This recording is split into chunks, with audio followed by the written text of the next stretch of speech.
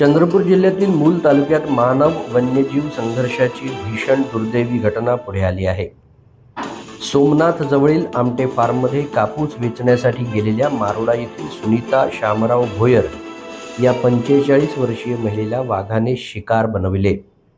या घटनेमुळे संपूर्ण परिसरात शोककळा पसरली असून नागरिकांमध्ये संतापाचं वातावरण निर्माण झालं आहे. सुनीता भोयर या शनिवार सकाळी इतर मजुरांसोबत शेतात कापूस वेचण्याचं काम करत होत्या. सर्व मजूर कामात मग्न असताना शेताच्या कडेला असलेला वाघ डबा धरून असल्यानं अचानक सुनीतावर त्यानं हल्ला केला. वाघानं थेट झडप घातल्यानं त्या गंभीर जखमी झाल्या. इतर मजुरांनी आरडाओरड करताच वाघ जंगलाच्या दिशेनं पसार झाला. मात्र तोपर्यंत सुनीता यांचा जागीच मृत्यू झाला होता. घटनेची माहिती मिळताच वनविभाग आणि पोलिसांनी तातडीनं घटनास्थळी धाव घेतली.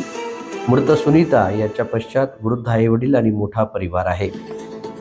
हातावर पोट असलेल्या एका कष्टकरी महिलेचा दुर्दैवी अंत झाल्यानं मारोडा गावावर दुःखाचा डोंगर कोसळला आहे. या घटनेनंतर ग्रामस्थांनी वनविभागाकडे वाघाचा तत्काळ बंदोबस्त करण्याची मागणी रेटली आहे.